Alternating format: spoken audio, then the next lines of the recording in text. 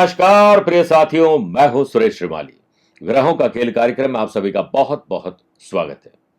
कुंडली में चंद्रमा, जो कि मन सो जातक है, मन और मस्तिष्क के स्वामी है, उनकी संगत बदल देती है स्वभाव। साथ बैठे ग्रह के नेचर को धारण कर लेता है मन पर प्रभाव। देखिए, ज्योतिष शास्त्र में चंद्रमा मन सो कारक है अथवा मन और मस्तिष्क पर आधिपत्य रखते हैं। कुंडली में चंद्रमा और उसकी संगत यानी कंपनी का बहुत महत्व होता है, जिसमें चंद्रमा का स्वरूप स्वच्छ, निर्बल, बड़े शरीर वाला सफेद रंग बताया गया है। इस ग्रह की राशि का व्यक्ति बड़ा ही शांत और कोमल होता है। चंद्रमा को कर्क राशि का स्वामित्व है। यह एक जलीय राशि है। जिस प्रकार जल स्वच्छ और शांत हो सकता है, इस प्रकार इस राशि के व्यक्ति भी स्वच्छ और शांत होते हैं।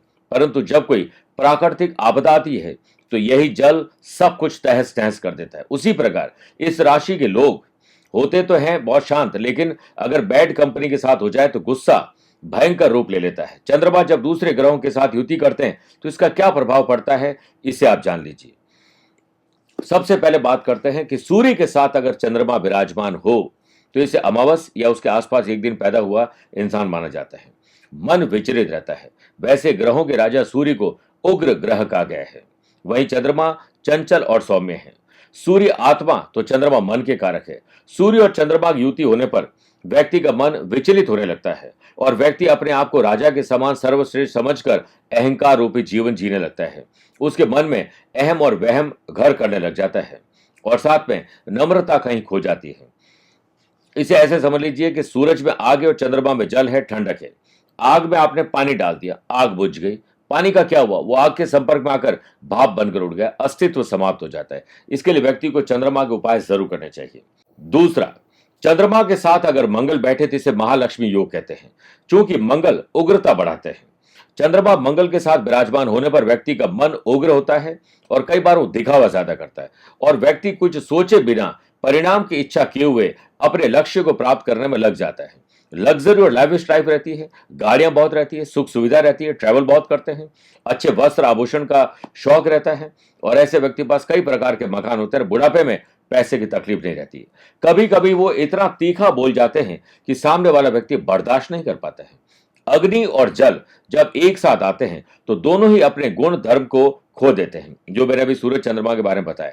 यहां हम चंद्रमा की बात कर रहे हैं तो अग्नि के प्रभाव से जल शीतलता को खोकर ताप धारण कर लेता है। जिस प्रकार ठंडे और गर्म पानी में अंतर आप समझ सकते हैं। इसके अलावा चंद्र मंगल की युति व्यक्ति को कई बार बैड कंपनी नशे के शिकार बना देती है। गलत रिश्ते बन जाते हैं। वो व्यक्ति अपने पार्टनर को कई बार धोखा दे देता है। तीसरा, चंद्रमा अगर बुध के साथ विराजमान हो तो चंद्रमा बोलने का टैलेंट उसे देते हैं। वैसे बुध वाणी के कारक, यानी जुबान से जैसे शब्द निकलेंगे वो बुध बताते हैं। व्यक्ति कूटनीति और साथ में अच्छा लॉयर बनता है, जिसका असर उसके काम पर देखने को मिलता है। अपने काम को सिद्ध करने के लिए वो बहुत बुद्धि लगाता है। उसका मैनेजमेंट, प्लानिंग, ऑर्गेनाइज करने का तरीका शानदार होता है। मेरे प्रिय साथियों, ऐसा व्यक्ति इंटेलिजेंट बहुत होता है और जो बातें मन में होती है वह सबके सामने कहने से वो पीछे नहीं हटता है। ऐसे व्यक्ति अपने काम जल्दी निपटाते हैं। इनमें सेल्स, परचेस, मार्केटिंग और ऐसी स्किल होती है कि वो गंजे को कंघा और जहां बर्फ पड़ रही वहां एसी बेचने की काबिलियत रखते हैं। अपने आप को रिप्रेजेंट करने में और फैशनेबल बनाने में वो पीछे नहीं हटते हैं। चौथा है देवताओं की गुरु बृहस्पति के साथ। गुरु के साथ बैठकर चंद्रमा संस्कार और आत्मबल देते हैं। इसे गजकेसरी योग भी कहते हैं। गुरु ज्ञान के कारक है और चंद्रमा मन। ऐसे व्यक्ति अपने ज्ञान को बांटने में लगे रहते हैं। चंद्रमा के साथ गुरु होने से व्यक्ति अपनी जिंदगी में गाड़ी, मकान, सुख सुविधाएं, धन दौलत, चूंकि गजकेसरी योग बताया तो उस वजह से सब कुछ मिलता है। गुरु के सानिध्य में चंद्रमा होने से मन संस्कार युक्त और मजबूत रहता है। ऐसा व्यक्ति अच्छा ज्योतिषी बन सकता है, आध्यात्मिकता के शिखर तक पहुंच सकता है। मन में कई बार भटकाव की स्थिति आने नहीं देता है। ध्यान चिंतन से वो सारी समस्या हल कर लेते हैं। सही समय पर सही निर्णय लेने में सफल होते हैं। ध्यान रखें, चंद्रमा मजबूत होने पर व्यक्ति को आत्मविश्वास सीमा से अधिक हो जाता है और उससे आत्मविश्वास अति आत्मविश्वास में तब्दील हो जाता है, ओवर कॉन्फिडेंस। इससे बचना चाहिए। अगले हैं शुक्र के साथ चंद्रमा कई बार इंसान को आलसी बना देते हैं। शुक्र आराम, सुख सुविधाओं के कारक है। चंद्रमा और शुक्र की युति होने पर व्यक्ति को मन में क्रिएटिविटी और इनोवेटिव ख्याल बहुत आते हैं। ऐसे व्यक्ति की पर्सनैलिटी बड़ी अट्रैक्टिव होती है। सुख प्राप्ति की इच्छा वो जागृत करते हैं, जिस कारण वह थोड़े से आलसी भी हो जाते हैं और दिखावे की प्रवृत्ति होने लगती है। सफाई पसंद होते हैं। सुंदर कला प्रेमी, म्यूजिक, डांस, एक्टिंग, क्रिएटिविटी के शौकीन होते हैं। जल्दी अपने गुणों से, मेरे प्रिय साथियों, जल्दी अपने गुणों से लोगों को प्रभावित कर लेते हैं। ऐसे व्यक्ति अक्सर बहुत ज्यादा फ्रीडम पसंद होते हैं और सौंदर्य पर धन बहुत खर्च होता है। अगले हैं शनि के साथ चंद्रमा मेहनती बनाते हैं। शनि न्यायप्रिय है और चंद्रमा बैठ जाए तो विष दोष बनता है। ऐसे लोगों को झूठ पसंद नहीं है, गलत चीजें पसंद नहीं है। ऐसे व्यक्ति अक्सर न्याय के क्षेत्र से जुड़ते हैं। ऐसे व्यक्तियों को बहुत मेहनत करने पर ही परिणाम मिलता है। वो जल्दी किसी चीज को छोड़ भी देते हैं, कोई भी चीज कंटिन्यू नहीं कर पाते और मानसिक तनाव, टेंशन, डिप्रेशन बहुत होता है।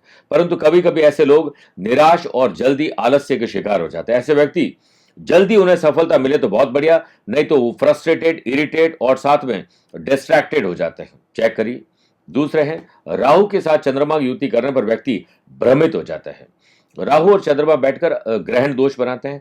आकस्मिकता बहुत होती है, अचानक से लाभ और अचानक से हानि हो जाती है। ये अपने काम को पूरा करने के लिए राजनीति का खेल खेलते हैं, रहस्यमय विद्याओं में पारंगत होते हैं और ये अपने से संबंधित विषयों को गहरी रुचि के साथ पढ़ते, लिखते और समझते हैं। ये अक्सर परेशानी में घिरे रहते हैं। ऐसे व्यक्ति अच्छे वैज्ञानिक भी होते हैं और इनोवेटिव और क्रिएटिव आइडियाज करते हैं, जो और लोग नहीं कर पाते वो ये कर लेते हैं। अगले हैं केतु के साथ चंद्रमा समझदार और ज्ञानी बनाते हैं। आध्यात्मिकता के शिखर तक पहुंचता है व्यक्ति। केतु व्यक्ति को वैरागी बनाते हैं। ऐसे व्यक्ति जल्दी से प्रतिक्रिया करते हैं और कई बार बिना सोचे समझे बोल देते हैं और बाद में पछताते भी हैं। ये अपनी गलती से कुछ सीख लेते हैं लेकिन गलती स्वीकार आसानी से नहीं करते। ये व्यक्ति अचानक काम पूरा करने के लिए कई तरह के एक साथ मल्टीटास्किंग काम करते हैं और फिर वो भटक जाते हैं। ऐसे लोगों को प्रेडिक्ट करना बहुत आसान नहीं होता है।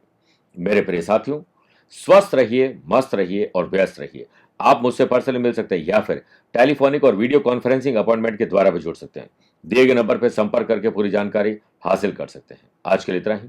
प्यार भरा नमस्कार और बहुत बहुत आशीर्वाद। ओम नमः शिवाय। कोरोना की त्रासदी के बाद हम सब ने देखा है कि लगभग ज्यादातर समय हमारा मानसिक तनाव या शारीरिक तनाव में ग्रस्त हो चुका है। एक अज्ञात भय सताता है कि कब न जाने कौन सा रोग हमें हो जाए और मानसिक तनाव के कारण डिप्रेशन चरम पर है। लेकिन अब आपके पास होगा अभेद महामृत्युंजय कवच। जी हाँ, महाशिवरात्रि के दिन हम आपके नाम से अभिमंत्रित करेंगे अभेद महामृत्युंजय कवच, जिसे धारण करके न केवल आप मानसिक बल्कि शारीरिक रूप से स्वस्थ रहेंगे। धन, यश, बुद्धि और विद्या की प्राप्ति होगी। अब आपको अकाल मृत्यु का भय नहीं सताएगा क्योंकि आपके पास होगा अभेद महामृत्युंजय कवच। महाशिवरात्रि पर इसे प्राप्त करने के लिए आप अपना नाम, अपने माता पिता का नाम, अपना गोत्र और फोटो हमें अवश्य भेजिए। जोधपुर आध्यात्मिक साधना सिद्धि केंद्र के विद्वान पंडितों के सानिध्य में आपके नाम से उस कवच को सिद्ध करके आपके ही घर के पते पर भेज दिया जाएगा। तो देर किस बात की, बोलिए ओम नमः शिवाय और भेजिए अपनी जानकारी।